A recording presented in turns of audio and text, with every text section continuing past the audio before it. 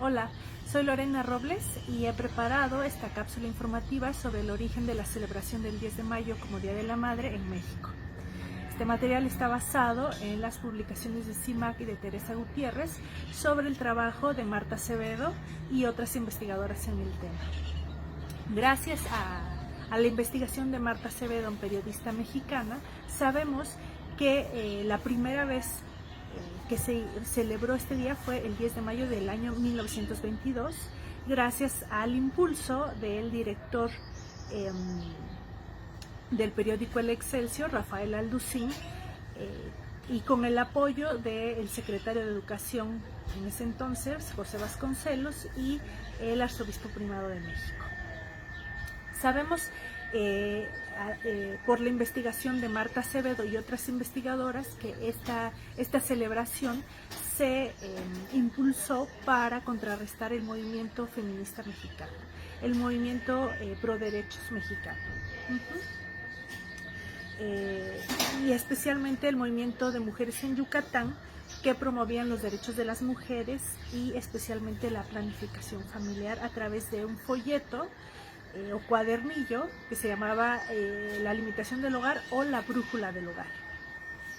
La autora de dicho folleto era una enfermera estadounidense, Margaret Sanger, quien promovía la planificación familiar a través del uso de métodos anticonceptivos.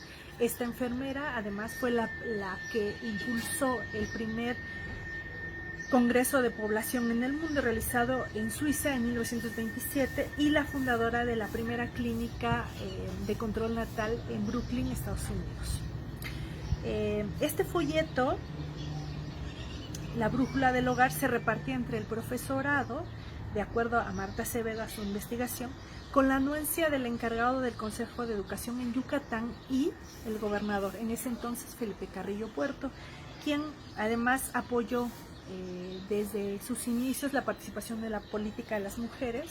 Él apoyó la candidatura de regidoras y diputadas en Yucatán y fundó diversas instituciones de educación, promulgó la ley del divorcio, impulsó las ligas feministas y se opuso a la existencia de espacios denominados exclusivos para hombres, ¿no? Palenques, prostíbulos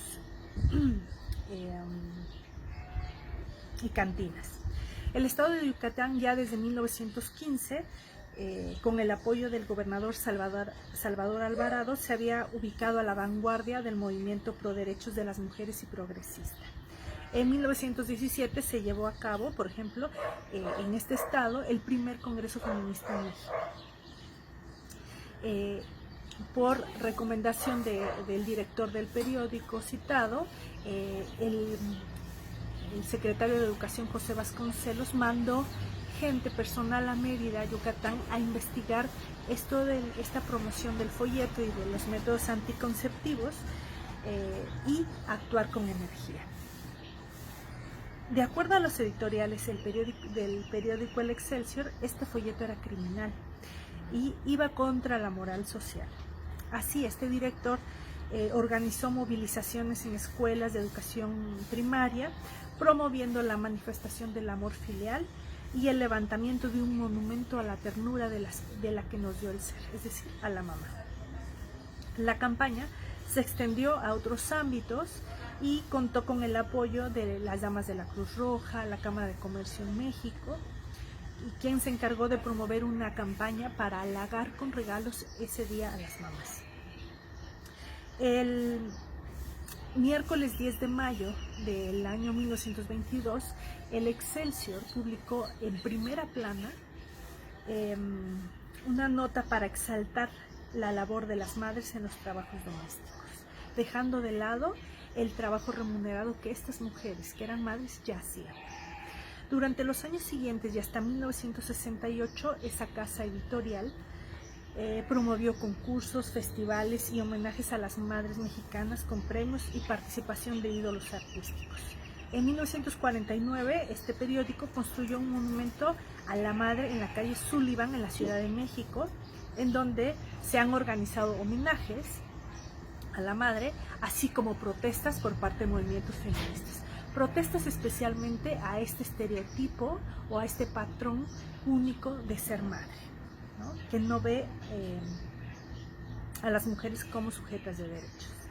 Es decir, esta celebración del Día de la Madre propone un modelo único de maternidad. No ve a las mujeres como sujetas de libre derecho. Enaltece, en cambio, el sacrificio y la abnegación como características de la maternidad. No reconoce el trabajo, tiempo y dinero que implica esta función. En otras palabras, no ve a las mujeres como humanas, con derechos, errores, necesidades, intereses propios. El patrón o estereotipo de maternidad es imposible de cumplir a cabalidad y se convierte además en una norma que guía nuestro comportamiento y en un criterio para evaluar, para juzgar esta función de madres. Y por lo tanto se ha convertido en una forma, en una justificación para castigarnos. Es así que el movimiento social y académico feminista pues nos invita a reflexionar sobre esta fecha. Hola, ¿qué tal? ¿Cómo estamos? Estoy aquí con nuestra querida Lorena Robles. ¿Cómo estás, Lore? Muy bien, muchas gracias. Muy honrada por la invitación. Bueno, a mí me encanta tenerte porque eres una feminista, eres psicóloga y además porque tienes una visión de un feminismo amoroso. Y Sí.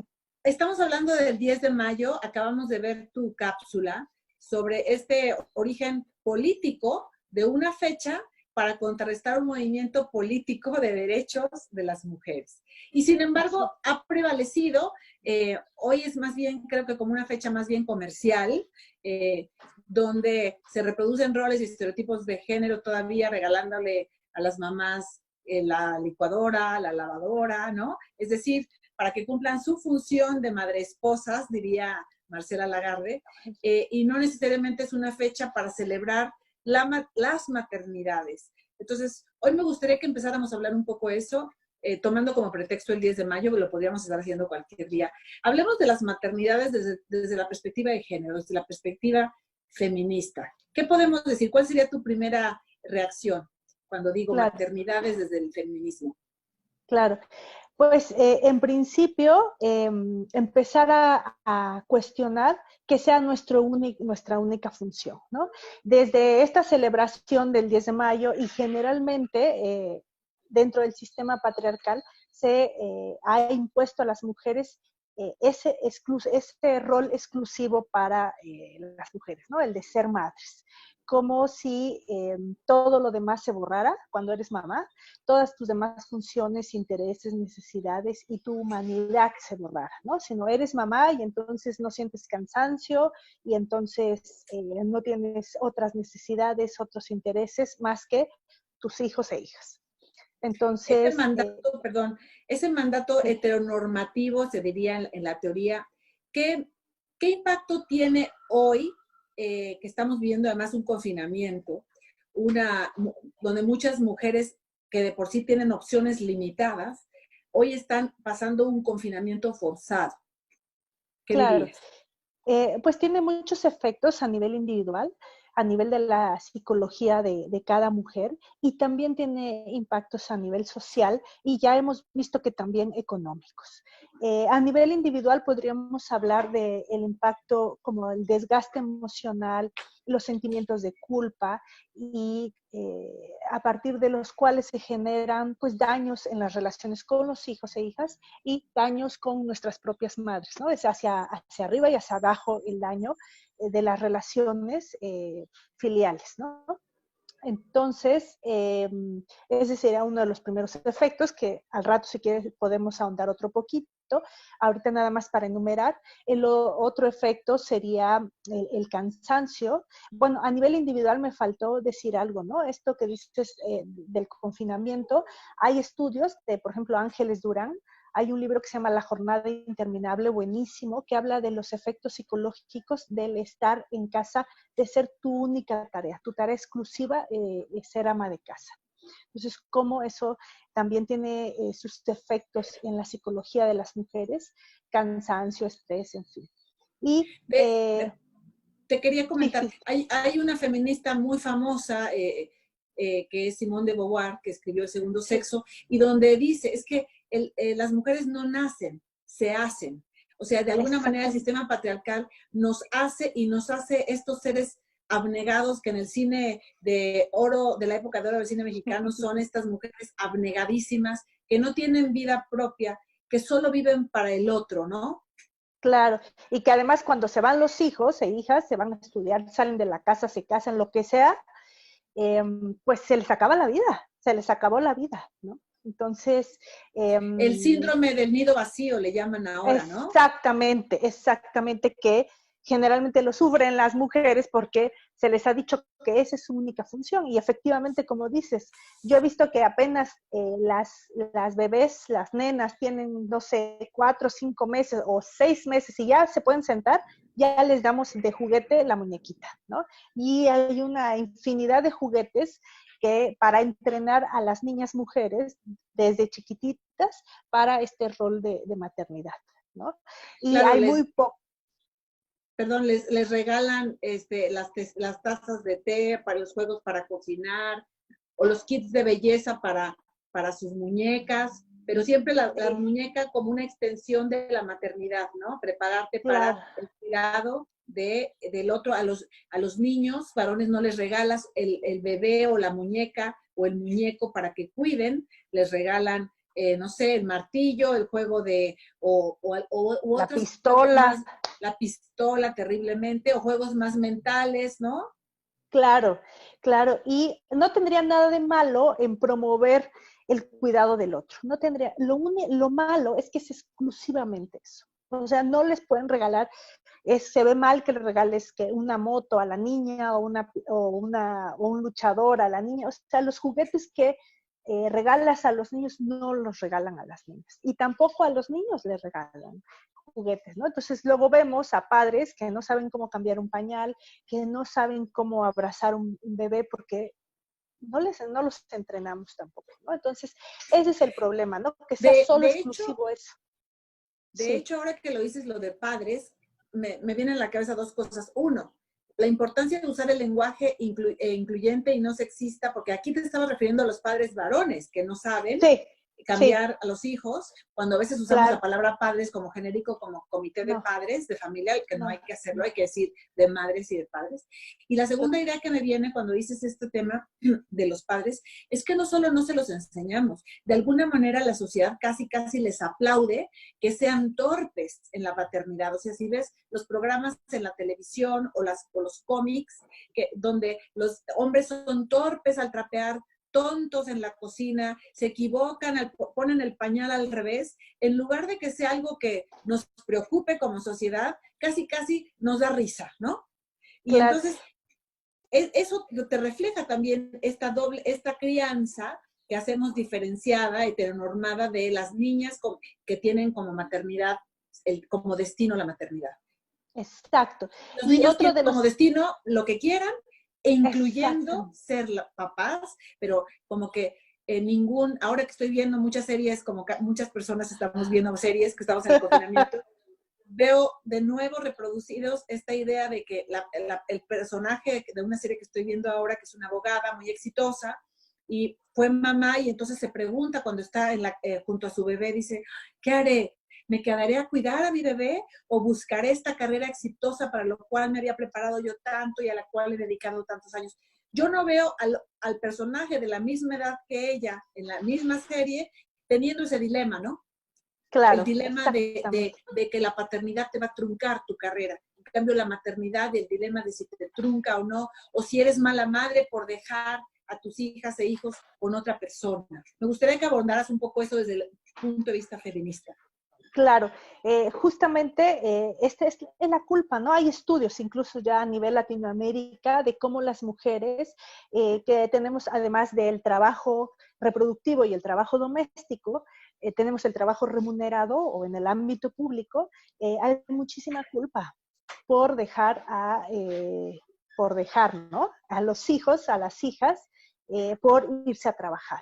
Es decir, este dilema, que como dices tú, los hombres no lo tienen. ¿Por qué? hay de antemano una creencia que solo las mujeres tenemos que hacernos cargos de los hijos y las hijas porque lo parimos, ¿no? Como que está conectado al acto biológico de gestar y parir. Y por Entonces, eso, perdón, nada más iba a decirte que justamente por ese acto, la sociedad, el mundo patriarcal y el 10 de mayo lo refuerza, con que una vez al año le dediques, le regales a tu mamá, le lleves, la lleves a comer o lo que fuera a hacer. Ahora en el confinamiento sé que no se puede, pero en general eso es lo que se hace. Se le da un regalo y el resto de los 364 días se toma como su obligación el que ella tenga que brindarse. Y el único día en el que aparentemente la familia se brinda a ella es este 10 de mayo, ¿no? Ese día que le da significado a todo su sacrificio y abnegación. Y bueno, claro, es un dilema, ¿no? claro, pero además se le dan regalos que es pues para que siga haciendo su trabajo. Le regalan licuadoras, planchas, lavadoras, ¿no? O sea, para que siga siendo explotada laboralmente y no haya pago, ¿no? Pero, y también lo que quería decir es que es muy importante, bueno, nos relacionamos las mujeres que trabajamos en el ámbito público y que tenemos hijas e hijos, nos relacionamos con culpa. Y eso daña muchísimo las relaciones, ¿no? Con nuestros hijos e hijas. Y por otro lado, nos relacionamos con exigencia a nuestras propias madres. Y tenemos un doble estándar para medir el comportamiento de nuestro padre y el amor de nuestro padre y por otra parte, el comportamiento y el amor y el sacrificio y la abnegación de nuestra madre, ¿no? Y que exigimos muchísimo más de las mamás que de los papás. Y otro tema que me parece, otro de los efectos, estos que me decías, ¿qué efectos tiene? Otro de los efectos es la violencia de género. Es decir, como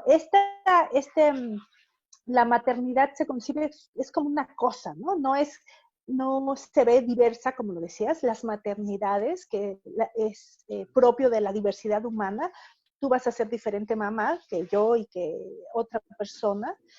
Vamos a ser diferentes o vamos a ejercer nuestro maternaje o nuestra maternidad de diferente manera, porque somos diferentes personas con diferentes circunstancias, sino que este modelo de maternidad machista o patriarcal es como una cosa que no ve a las mujeres, que no las ve como sujetas de derecho, que no las ve con necesidades, intereses y necesidades propias, condiciones diferentes, ¿no?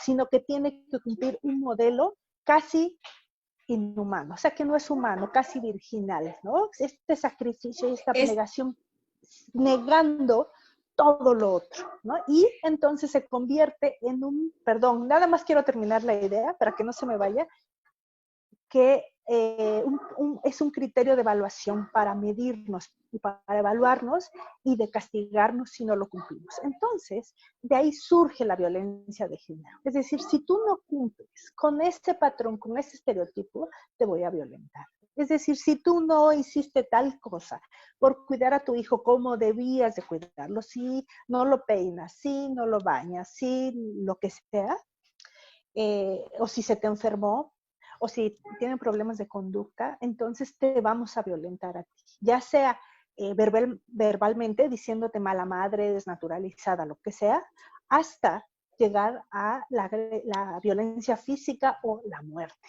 ¿no? Entonces eso es muy grave.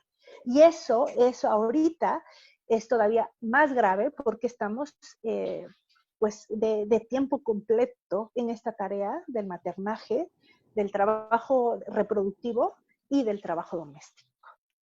Perdón. Exacto, has tocado unos puntos muy importantes. Con el confinamiento hemos visto elevados los niveles de violencia contra las mujeres. El hecho de que no necesariamente se hayan traducido en más denuncias, eso no significa que no haya más violencias. Nosotros en nuestro centro de atención a mujeres en situación de violencia hemos recibido muchísimas mujeres que nos han llamado, que quieren orientación, que quieren contención emocional, porque están en crisis y no están listas en ese momento tal vez para hacer la denuncia, pero eso no significa que no estén viviendo violencia. Y las violencias se han vivido históricamente cuando no se sabía, por ejemplo, que había cromosomas X y que es el hombre en realidad el responsable del género, del sexo del bebé. ¿A quién se responsabilizaba de si no salía un primogénito hombre, ¿no? Que era lo que toda familia quería, a las mujeres.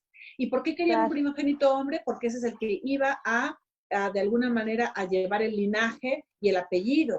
Pero si te fijas, todo es una convención, es discrecional y es artificial. O sea, en algún momento alguien decidió que primero se pone el apellido del papá que de la mamá, cuando en realidad lo lógico sería, porque no hay duda de dónde nace un bebé, de qué cuerpo nace, y entonces eso nos debería permitir que tuviéramos, por ejemplo, la adjudicación de apellido, y no en segundo lugar en nuestra cultura. En México, en Latinoamérica, sí se ponen los dos apellidos, pero hay países donde ni siquiera el apellido de la madre aparece, solamente aparece un nombre, una inicial, un nombre en medio y un apellido familiar que es el del hombre. Entonces, esta clase de injusticias del sistema patriarcal sin duda nos reflejan los grandes retos que tenemos como Estado, como comunidad y como familia por el tema de las maternidades. ¿Y sabes qué me gustaría tocar en maternidades diversas?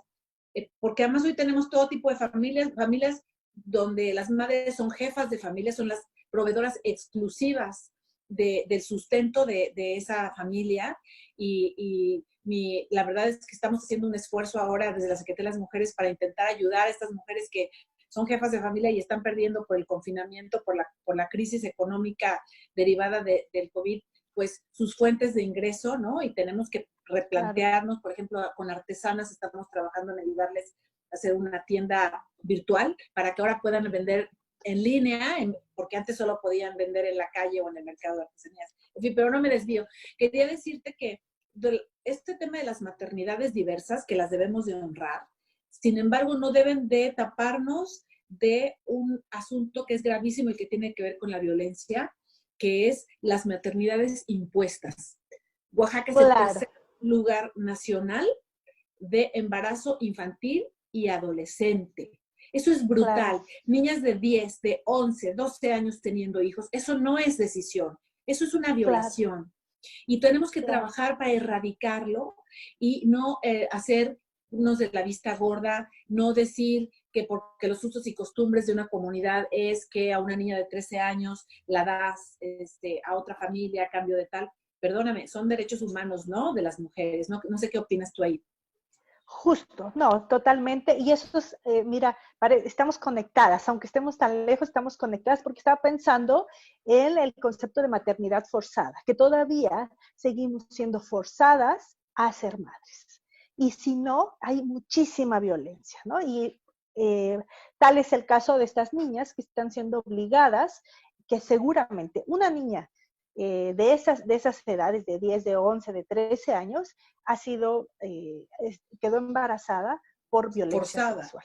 Totalmente, total. Y después las forzamos a la maternidad, es decir, a terminar ese embarazo y a que sean madres, ¿no? Entonces, y ahí estamos violentando no solo a esa mamá, sino a la niña o al niño, al hijo o a la hija, ¿qué destino le espera? Hay muchísimos estudios sobre eso y es terrible el destino que le espera, porque ¿cómo va a poder una niña hacerse cargo de otra niña o de otro niño, ¿no? Absolutamente. Entonces, sí, y eso es lo que iba yo a decir, que hay esta frase que nos parece inocua, esta de voy a ser madre para realizarme como mujer, ¿no? O tengo que ser madre, o tienes que ser madre para realizarte como mujer. Entonces, ¿qué antes que éramos? Antes de ser madres. O la mujer que no es madre, no es mujer, ¿no? Entonces, hay toda esta idea que pareciera sinónimo mujer y madre, ¿no? Entonces, no. Es decir, no, tenemos que empezar a erradicar y a reflexionar, a cuestionar esta idea de que las mujeres tenemos que ser madres, ¿no? Entonces, ¿y sabes qué? Y erradicar la idea de que las mujeres que decidimos ser madres, porque debe ser una decisión, no un destino impuesto, pero las que decidimos además quitarnos la culpa y la carga de que tenemos que además ser madres perfectas. No existe la maternidad perfecta porque no hay una sola forma de ser madre, ¿no? Ahí yo creo que también tenemos que hacer un esfuerzo como sociedad de visibilizar que hay muchas maneras positivas de crianza, hay muchas maneras positivas, y no responsabilizar a las mujeres, porque esto lo he oído muchísimo en comunidades indígenas, cuando empezamos a hablar del machismo, hay mujeres que dicen, sí, nosotras tenemos la culpa porque nosotras criamos a los machos. O sea que además de todo, somos las culpables, las mamás, de que la sociedad produzca violencia. O sea, me parece un Claro. contrasentido. Dame tu punto de vista de este tema. Claro, porque pareciera que la educación de los seres humanos es exclusiva, la socialización de género pareciera exclusiva de las madres, y no es cierto, ¿no? La socialización de género, es decir, cómo aprendemos a ser mujeres y hombres, está a cargo de todas las instituciones sociales, la escuela, la iglesia, los medios de comunicación, las leyes, el trabajo, el ámbito público, en fin, o sea, muchísimas son las instituciones. Y yo lo que siempre les digo es que si mi mamá aprendió a hablar español o castellano, no me puede enseñar a hablar mandarín o alemán, porque mi mamá me enseña lo que ella aprendió. Entonces no me podría enseñar a hablar otro lenguaje o un lenguaje inclusivo si, pues eso es lo que ella aprendió. Entonces, eso es uno. Y lo otro es que los hombres, esto siempre lo digo, los hombres también con la ausencia educan. Si en la casa no está un varón, si no está el papá en la casa, los niños y las niñas aprenden del ejemplo, del modelaje, mucho más que de las palabras.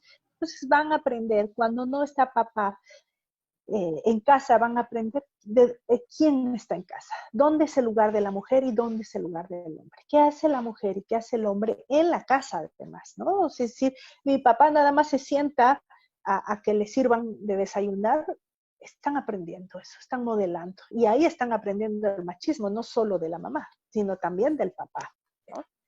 Y de todas las instituciones sociales que reproducen eh, esta, eh, esta idea androcéntrica de que el hombre es el centro. O sea, si tú ves cualquier programa, ahora lo he estado viendo porque he estado más expuesta a la tele y a las... En general, ¿a quiénes ponen para pedirle su opinión experta en un noticiero, en un programa? A hombres. En el 70% o 75% de los casos, a los que vemos con poder, a los que vemos como expertos, a los que vemos valientes, son a los hombres. Y a las mujeres siempre son los personajes secundarios que están limpiando, que están de comer, quizás pueden ser personajes lindos o entrañables, ¿no? Que dan cuidado, que dan confort, que dan contención emocional, pero siempre esto es como secundario. Por eso las autoras feministas hablan de que el rol productivo asignado a los hombres siempre es valorado más respecto al rol reproductivo, ¿no? Asignado a las mujeres. Sí, Me dicen que ya nos quedan 2 minutos, entonces hay que ir cerrando, mi querida. ¿Cuál sería tu idea central para dejar este mensaje de las maternidades desde el feminismo? Pues empezar a reflexionar y a reconocer a las mamás, a nuestras madres, como seres humanos, ¿no? Y aceptarlas tal como son y reconocerles eso, su trabajo, que este trabajo reproductivo es invisible, oculto socialmente, no genera prestigio, riqueza, como si lo hace el trabajo asignado generalmente a las mujeres, ¿no? Entonces, a los hombres, perdón. Sí, a los hombres. Entonces, como empezar a reconocer este trabajo y hacerse cargo. No solo, ay, mamá, muchas gracias. ¿Cómo colaboro en este trabajo de la casa? ¿Cómo colaboro en el cuidado de los otros, de mi abuelita que está enferma, de mi hermano que tal cosa que es pequeño? ¿Cómo colaboro y cómo sí, empiezo a solidarizarme con esta función? Y a reducir exigencias, autoexigencias de ser la madre perfecta y exigencias a mi madre. Exacto. Y usaste una palabra fundamental, colaborar, ¿eh? No es te ayudo, mamá, porque si No. te ayudo es tú eres la responsable, no. Es colaboramos corresponsablemente entre toda la familia y les repetimos, en las familias donde se reparten equitativamente las labores del hogar hay menos violencia, está comprobado. Entonces, vamos por más maternidades diversas, paternidades corresponsables, crianzas positivas, donde realmente las mujeres puedan decidir ser ellas en el momento en que lo desean, si es que lo desean convertirse en ser madres, maternidades que además sabemos que son cambiantes porque el mundo está cambiando, pero que siempre sea una decisión. Pues muchísimas gracias, Lorena. Nos vemos próximamente para otro Zoom y Claro compartir que sí. sabiduría. Muchas gracias. Muchas gracias.